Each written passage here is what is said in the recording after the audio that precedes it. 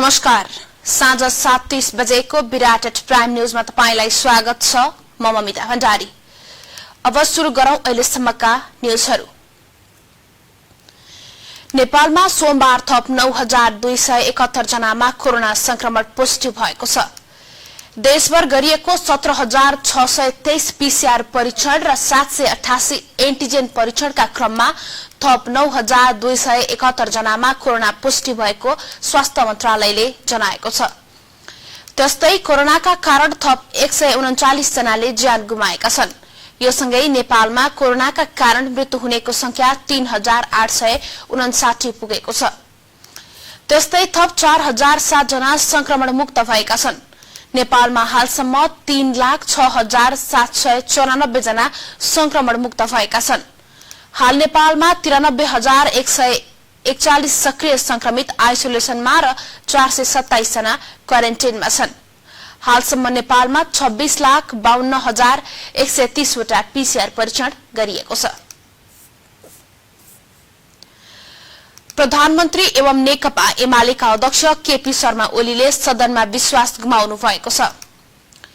सोमबार प्रतिनिधि सभा बैठकमा ओलीले पेश गर्नुभएको विश्वासको मतको प्रस्ताव अस्वीकृत भएको हो। 2074 साल फागुन 3 मा प्रधानमन्त्री नियुक्त हुनुभएका ओलीले प्रतिनिधि सभाको विशेष अधिवेशनमा संविधानको धारा 100 को उपधारा 1 बमोजिम आफूमाथि प्रतिनिधि सभाको विश्वास छ भने स्पष्ट पार्न प्रतिनिधि सभा नियमावली 2075 को नियम 152 को उपनियम 2 बमोजिम विश्वासको मतको लागि प्रस्ताव प्रस्तुत गर्नुभएको थियो। उक्त प्रस्ताव निर्णार्थ पेश गर्दा सदनमा उपस्थित मध्ये 93 ले ओलीलाई मत दिएका छन्। विपक्षमा 124 मत पर्दा 15 तटस्थ रहेका थिए। मत विभाजनमा 232 सांसद सहभागी भएका थिए। बहुमत गुमाएसँगै वर्तमान सरकार काम चलाउमा परिणत भएको छ। साथै अब नयाँ सरकार गठनको प्रक्रिया पनि प्रारम्भ हुनेछ। नेकपा माओवादी केन्द्रका अध्यक्ष पुष्पकमल दाहाल प्रचण्डले सांसदसँग विश्वासको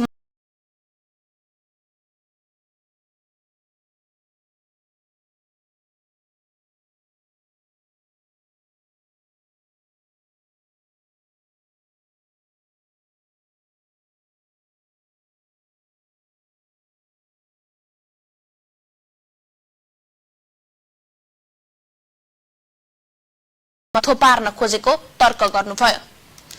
अहिले विश्वासको मत लिन आएका प्रति पनि शंका गर्दै प्रचण्डले फेरि विघटनको बाटो बनाउने हो कि भन्ने आभास भएको बताउनुभयो। प्रचण्डले अहिलेको अधिवेशन पनि लोकतान्त्रिक तरिकाले नबोलाएको बताउनुभयो। बजेट अधिवेशन बोलाएर त्यहाँबाट विश्वासको मत लिनुपर्नेमा त्यसो नगरेको भन्दै उहाँले रोष प्रकट गर्नुभयो।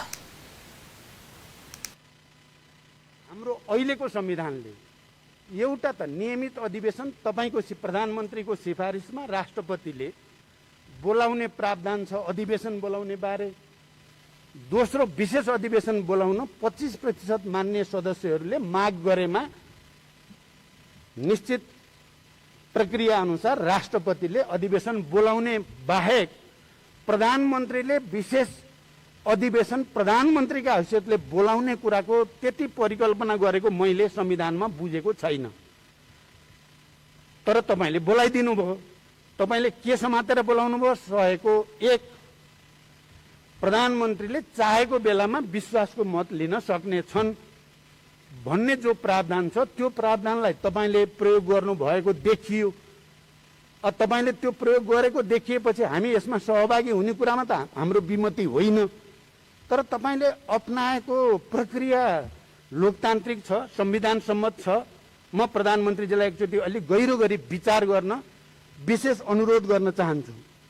कहीं यहाँ पनि तपाईले जसरी सदनलाई गलत ढंगले असंवैधानिक अलोकतान्त्रिक र अलि स्वेच्छाचारी ढंगले विघटन गर्नु भएको थियो त्यही रणनीति अन्तर्गत तपाईले यो गरे त होइन भन्ने प्रश्न चाहिँ मानिसहरूको दिमागमा छ, मेरो दिमागमा पनि छ।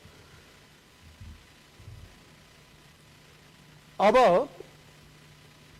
कामहरूको कुरा गर्दा मैले अघि सुरुमा पनि भने प्रधानमन्त्रीजी तपाईलाई यति ठुलो ऐतिहासिक अवसर प्राप्त थियो। मैले भन्दा त तपाईलाई त्यो अप्रिय लाग्छ। म जस्तो लचिलो, म जस्तो उदार, म जस्तो भावुक मान्छेको सहयोगमा तपाईँ दुईचोटि प्रधानमन्त्री प्रस्तावित हुनुभयो। तपाईका थुप्रै कुरा मैले सहेरै हिँडिराखेकै थिएँ। तपाईँ कुरा गर्न सिपालु हुनुहुन्छ। म तपाईँको क्षमता पनि मलाई थाहा छ। तपाईँले मेरो र तपाईँको अन्तर के रहेछ भने म मनमा जे छ मुखमा नि त्यही आइहाल्छ, मेरो अनुहारमा नि त्यो आउँछ। तपाईँ मनमा एउटा, अनुहार र मुखमा अर्को गर्न सक्ने क्षमताको मान्छे चाहिँ तपाईँ हो रहेछ क्या।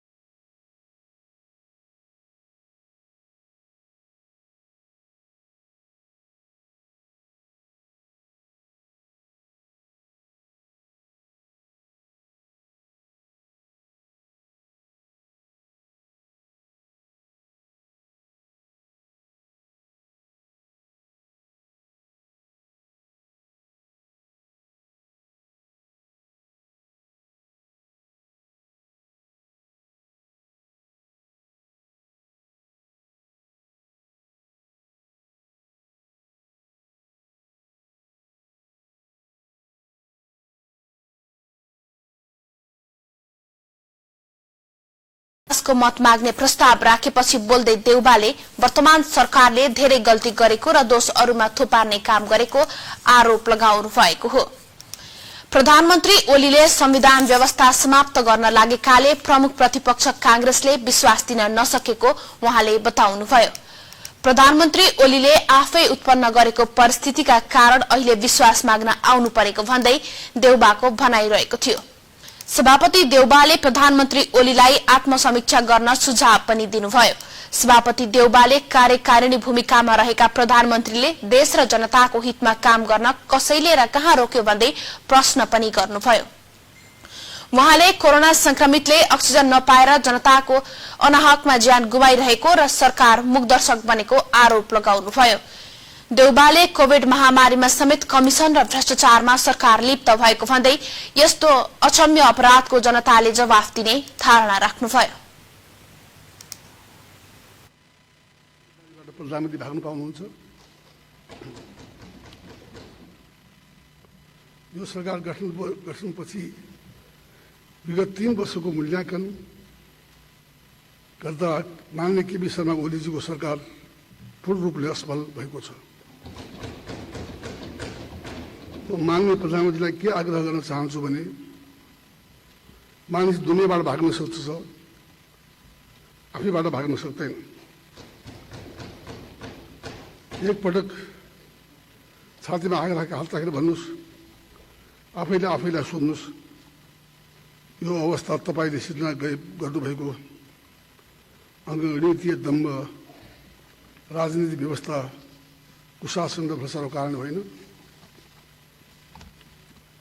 मान्य सभामुखज्यू, हामी अहिले यो संसदमा छलफल गरिरहेको अवस्थामा बाहिर नेपाली दिदीबहिनी दाजुभाइहरू कोभिड-19 को महामारीमा परि घरमा, बाटोमा, एम्बुलेन्समा, अस्पतालमा अक्सिजन नपाएर छटपटेर मरिरहेको दयनीय अवस्था छ। अस्पतालमा बेड, आइसियु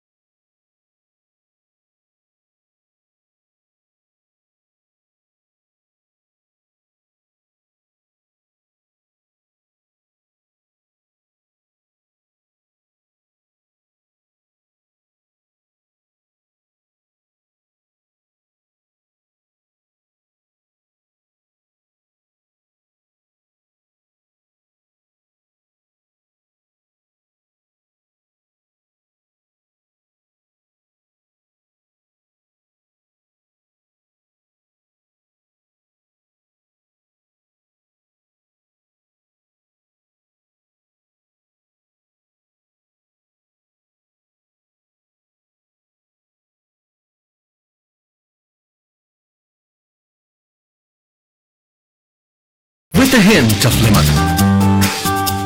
अनि मेरो डियरलाई ब्रेकफास्टमा पुरी आलु चाहिने। अब हाम्रो छोरालाई चाहिन्छ चाइनिज नुडल्स। अनि आफूलाई त फेरि नेपाली खाना सेट्ने चाहिने। एकै दिनमा एकै भान्सामा कति थोक खाना बन्छ, तर एउटा कुरा चाहिँ सेम, सेलो सनफ्लावर ओइल, किनकि जुनै खाना मिठो बन्छ। सेलो सेलो। हिरोइनलाई बोलाऊ। मैडम सेट रेडी भयो। ओ माई गॉड, कस्तो गर्मी, मुडै आएन त। मुड छैन रे यो ट्राई गर्नुस्। वाउ, कुन ड्रिंक हो यति स्वादिलो? It's zero ma'am. Wow, zero. Zero आयो जीरो। खाना मन नलागे नि खाना रुचाउँछ, पेट पुरै डम्म हुँदा खाना पचाउँछ, ग्यास मेटाउँछ, दाजै गर्मी भगाउँछ, गाउँ सहर तराई पहाड जिरो पाउँछ। यो मलाई मिठो भोक लाग्छ छिटो आफ्नो स्वाद भएको, पचाउने पनि रुचाउने पनि सिङ्गापुर बेभरेजको नेपालमा बनेको जिरो। गाउँ सहर तराई पहाड जिरो पाउँछ।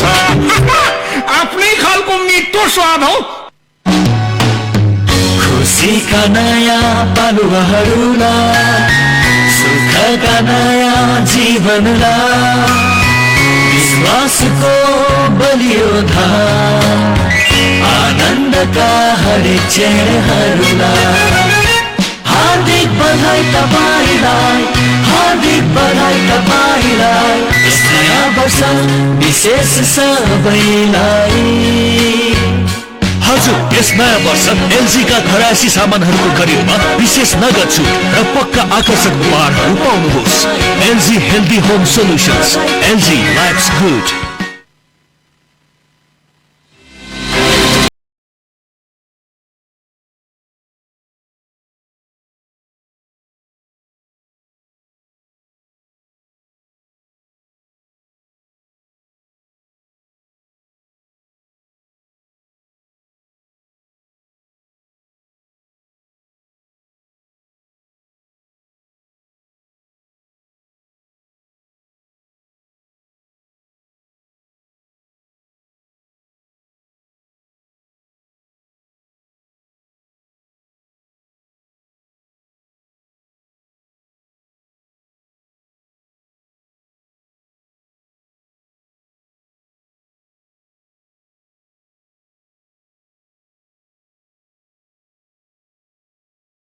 सड़क मर्मत गरिने जानकारी दिनुभयो। त्यस्तै कोरिडोर अन्तर्गतका अन्य स्थानका सड़कलाई पनि मर्मत गरिने बताउनुभयो।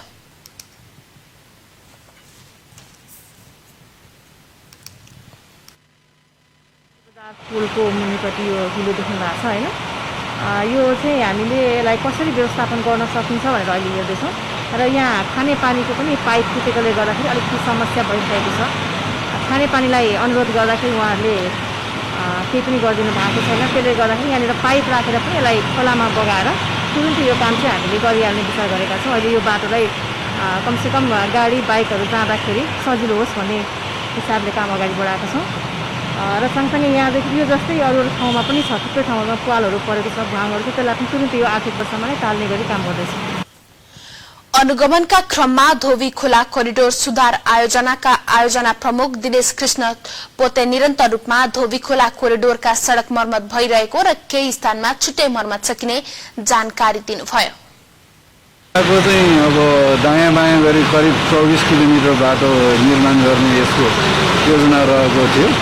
लगभग यो कामको चाहिँ 90% को हाराहारीमा काम चाहिँ सकिएको छ र केही काम चाहिँ अझ पनि बाँकी रहेको अवस्था छ र हामीले चाहिँ यसलाई अब सकेसम्म छिटो सम्पन्न गर्ने भन्ने हिसाबमा लागिरहेको छ र यो कामको क्रममा चाहिँ यो हाम्रो पहिला यो हाम्रो अहिले हामी बसिराख्नुको पुलनिर चाहिँ बाटो बाइपास थियो र पछि यसलाई चाहिँ रोकिएको थियो र केही समय अगाडि करिब 6 महिना जति अगाडि हामीले यो बाटो चाहिँ सञ्चालन गऱ्यौँ।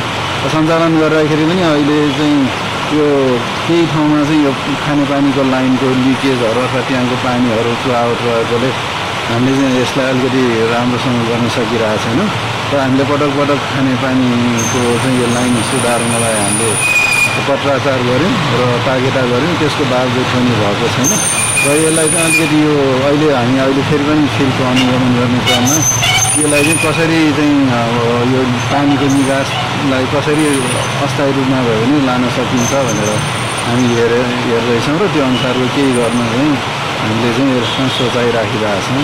त्यही हिसाबले चाहिँ भएको छ र अब अलिकति माथि चाहिँ एक ठाउँमा करिब 300 मिटर चाहिँ केही बाटोमा घरहरू परेकोले त्यो पार्टमा पनि अलिकति ट्र्याक खोल्न अलिकति गाह्रो भएको छ र एक ठाउँमा चाहिँ एउटा पहिरो छ। पहिरोको कारणले चाहिँ हामीले अलिक सानो 4 मिटर जतिको मात्र बाटो हामीले खोल्न सकेका छौँ। वास्तवमा यो चाहिँ 9 मिटरको बाटो थियो, त्यहाँनिर चाहिँ त्यो पहिरो खोलाको दुवैतर्फ 12-12 किलोमिटर गरी जम्मा 24 किलोमिटर लम्बाइको सड़कको मर्मत केही स्थानमा मात्र बाँकी रहेको आयोजनाको भनाइरहेको छ।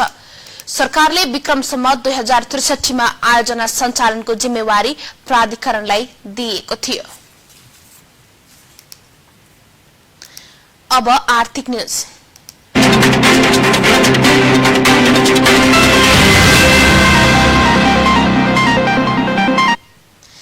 कमिसनको खेलमा कोभिड भ्याक्सिन आयात रोकेको आरोप लागेका नेपाल उद्योग वाणिज्य महासंघका पूर्व अध्यक्ष सूरज वैद्य नापतोल ठगीमा पनि मुछिएका छन्। नेपाल गुणस्तर तथा नापतोल विभागका अनुसार वैद्यको बहुमत साझेदारीको नेपाल बेलहोप एग्रिगेट प्रणालीले उत्पादन गरेको कुखुराको दाना बिक्री गर्दा तौलमा किसान ठगिएको पुष्टि भएको छ। यो मुद्दा अदालत जाने चरणमा रहेको छ। ठगी पुष्टि भए कम्पनीका अध्यक्षलाई 30,000 रुपैयाँ जरिवाना र 3 वर्ष कैद हुने कानूनी प्रावधान रहेको छ। अब खेलकुद न्यूज।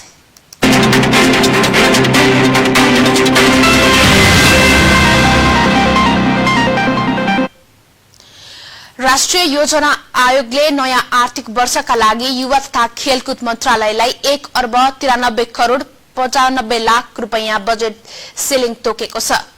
नयाँ आर्थिक वर्षका लागि बजेट निर्माणमा रहेको सरकारले युवा तथा खेलकुद मन्त्रालयलाई बजेट सिलिङ तोकेको हो।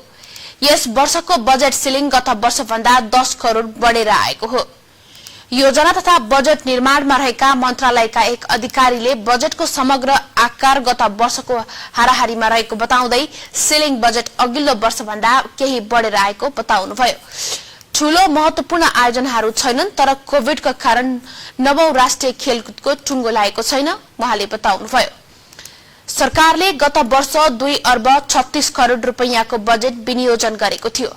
आर्थिक वर्ष 2076-77 मा सरकारले युवा तथा खेलकुदमा 3 अर्ब 79 करोड़ रुपैयाँ बजेट विनियोजन गरेको थियो। तुलनात्मक रूपमा गत वर्षको बजेट घटेर आएको थियो। अब अन्तर्राष्ट्रिय न्यूज।